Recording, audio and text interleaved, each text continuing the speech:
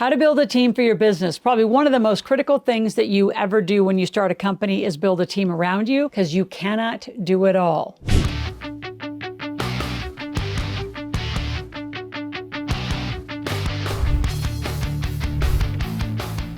So I'm going to share with you 3 very specific things. Number 1, what are the strategies to recruit and retain and get that team going, even in the beginning? How do you begin? The next thing I want to talk about is the important diversity of skill sets. And yes, there's just diversity in general, but I'm talking skill sets. Do you have analysts? Do you have actually great marketer? Do you have visionary people? Do you have more creative? Like, do you have the whole skill set that you need to create a result for a client to solve that problem? And the last thing I want to share with you is the business plan. And how do you pick a team based on your plan, which that does go together. So your plan needs to be aligned to the team you're picking. So let's begin. I would say it's as critical, because it's one of my biggest mistakes, is not hiring fast enough and not hiring the right people. So you do not want to hire in your like kind. Like I said, you want to hire opposite skill sets that you need. So if you're not the marketer, you're not that person, then you need to hire marketing. So we literally for $297 a month will just do it for you, because most of you don't know how to do it. And you need to be focused on your messaging, your content, ideally getting little ebooks and reports out. A lot of you that have products, you need to put education around the product. Why do the product? And you think, well, why would people buy that? They do. People buy information, education all the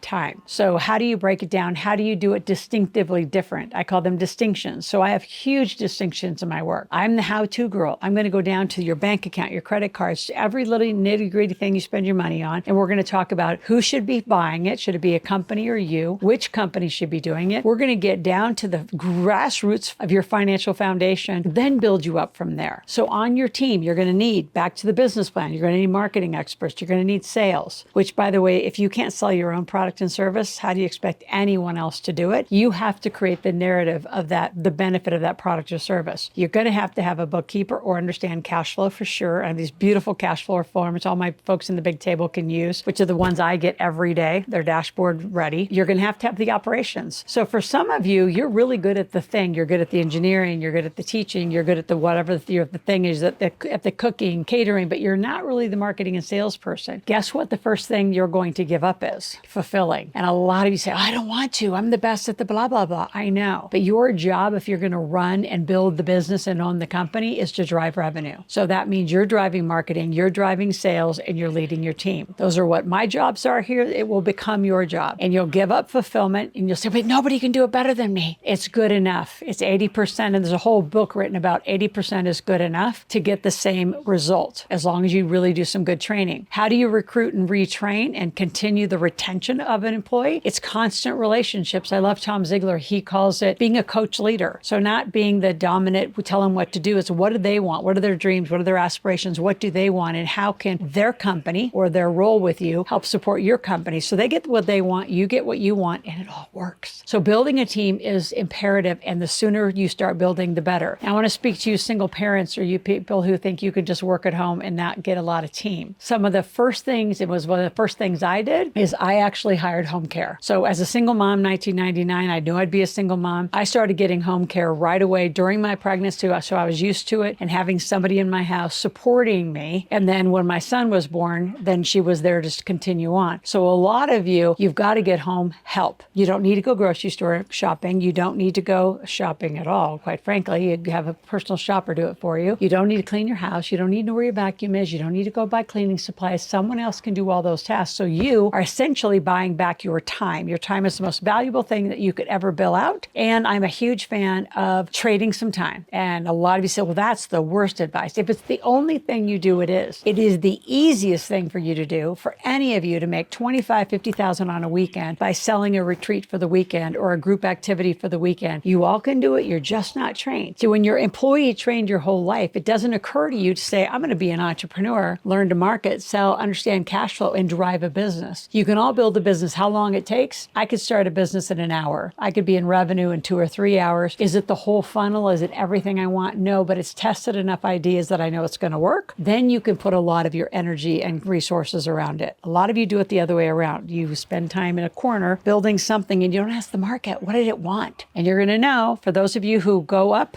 you come to market and you fail, it's because you didn't do enough focus groups, you didn't do enough testing, and you didn't know what they wanted to buy exactly. So is your interpretation not not what they wanted.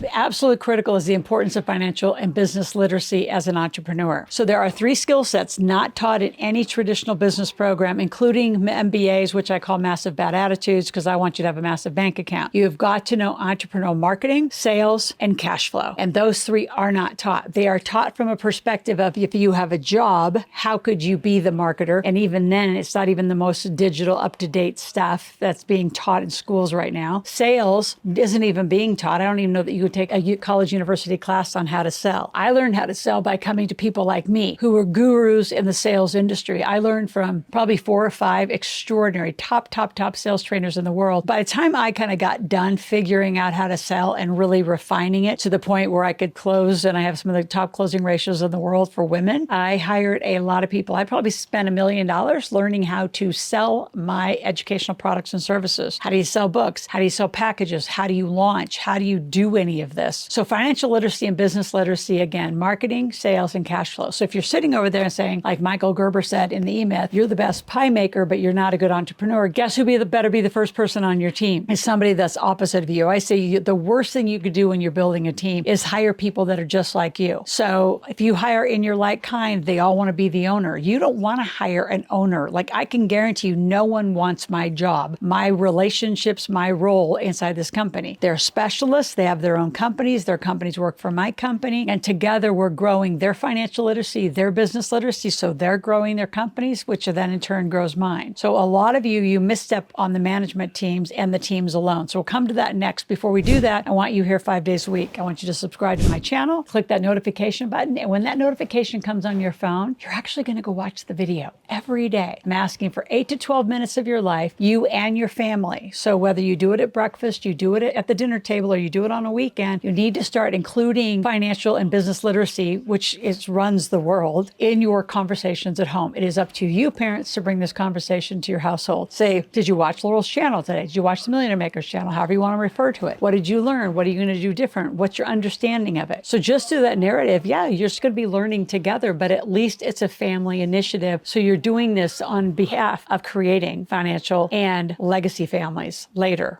Let's get to the critical components of a business plan. I'm actually going to read them to you because there are so many in order of how I believe you need to do it. In crafting a comprehensive business plan, number 1, what is the type of business? And again, not just going to be bringing to market a product that you think people need. I need you to go to the market first. There is so much on social media, the way that we're marketing these days, where you can ask the market. Like, I would say, I'm an expert in money. What do you want to hear about from me? Do you want to hear about how I became a real estate millionaire, supplements millionaire, recycled glass millionaire, how I became a 6-time best-selling author? Like, what do you want to know from me about how to build a business, and what are the key pieces? So what kind of business is it? What type of business? And in that, the other way that I frame that is, what is the problem you're solving in the business that you're going to build products and services around? Because you're going to want both in a very comprehensive plan. The next thing is your vision statement. Now, for some of you, you can skip over this for a little while, as well as the mission statement. But in description, a vision statement defines your big, hairy, audacious goals, and again, the problems it's aiming to solve. Your vision may or may never be done in your lifetime. The vision of integrated wealth systems is to change the conversation about money. To understanding corporate life should be the leading narrative, in my opinion, about money and business. It's not. Go to school, get a job, work for the rest of your life and work hard is the current narrative, and stay out of debt. None of that is going to work towards high success. A mission statement then describes how you're going to achieve the vision. It's the steps within it. So you're going to need a mission and vision. And I want to speak to those of you who are employed, or you're just wanting a big transition. You may just say, I want to quit my job. Like, I don't have a big vision or mission about what I really want to do. I want to just quit my job. I want to replace my income. So then just park the mission and vision over to the side for a moment. We can get back to that in 6 months to a year, but I do need to know who's your audience, what's the problem you're solving, and you've actually tested it with the market. Then the next thing, you actually have to get your marketing plan, which is what I'm asking you to do to get a focus group. You need a very developed marketing plan. The job of marketing, which I believe marketing is the answer to everything, job of marketing is for you to generate leads, new qualified leads into your database on a regular basis. Now, if you don't have just a basic landing page and database, I want you to go to askrms.com. It's in the description below. RMS stands for Rapid Marketing Systems, because you've got to get the engine that's going to drive this built in right away, which is, as you ask the questions to social media, you take those interests and those answers and you put them into your database. So you start building that list of leads, people interested in what you're doing. Then the next thing you need is a very very sophisticated and specialized sales training and sales plan. And I would love to be your mentor and coach if you don't know how to create one of those. Of how do you then take those leads that marketing generated for you? Like on average, we're producing between 2,500 and 3,000 new leads a month. And what is our sales plan then to take you through our funnel, ladder ascension, experience ascension, however you want to speak to it. So typically people will start with buying my book. Then what do they do after that? Then what do they do? And so we have it very, very choreographed on what it takes to be a millionaire by the experiences we, in order and in sequence, put you in. So a marketing process and a sales process really drives your business. Now, what's next after that? You need a financial plan and an accounting system and an accounting team. Do not think you're going to do your own taxes. You need to get incorporated. There's no way you're going to build a company if you're 18 and older without some corporate structure around it, because you can't activate 81,000 pages of tax code. The only reason I see so many people not get incorporated, stay as sole proprietors, you have really bad advice from your CPA, really bad advice, because you can't activate the tax code, or you're just playing on the cheap, hoping your idea is going to make it. If you know your idea is going to make it, and this is what you want to do, then you got to be a decided all-in life. Like you got to be committed to doing it, which means go all in, get the right licenses, get incorporated, get the right team, get the right mentor, and actually build your plan together. I love building these, by the way. In fact, I have a 4-hour business plan product. It's super cool. It's called Building, Leading, Protecting Your Business. It's me giving a narrative for 4 hours about each of these components and how do you build them. You need an operational plan. Notice the sequence. You're going to get the lead, you're going to sell the lead, you're going to count the money, then fulfill. It is critical you actually build a business in that order. Most people build it out of order. They build the product and say, now who wants to buy it? And you've spent tons of money on a product and zero pre-sales and zero market testing. Completely backwards. It's what you're taught in traditional schools, though. So unfortunately, a lot of you entrepreneurs, and small businesses don't make it because really you're out of sequence and you're out of order without any mentoring. It's not because your idea was bad or the problem you want to solve doesn't need solved. It's just the way you're going to do it's not going to work because you're not entrepreneurial enough.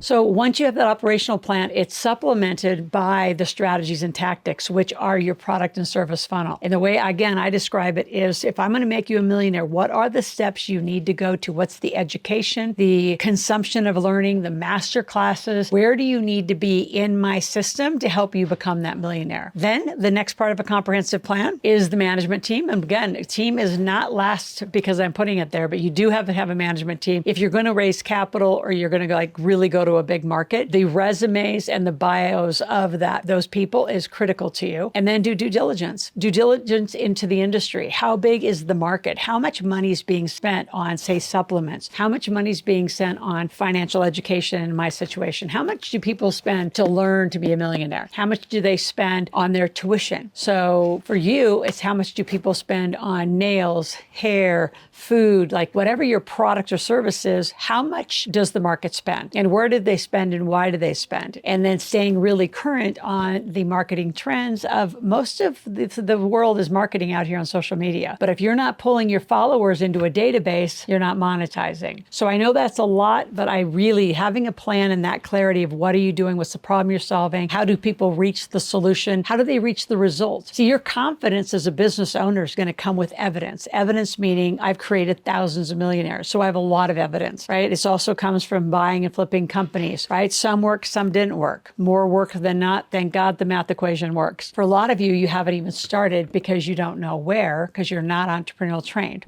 So I have a lot to say about this. And in the description, I have 2 tickets to an intensive that I do once a month, which will teach you how to get a business up in less than 1 day and make money in that day. And if you're out there and you're a naysayer and say, there's no way, well, there's probably no way you want to do anything in your life. But if you really want to understand and you want to get open and say, yes, I really want to understand this, grab those 2 tickets. I'll see you at the next intensive. If you have any questions between now and then, call our office or go to askloral.com, ASKLORAL. Ask a question, make a request. I'll be back here tomorrow.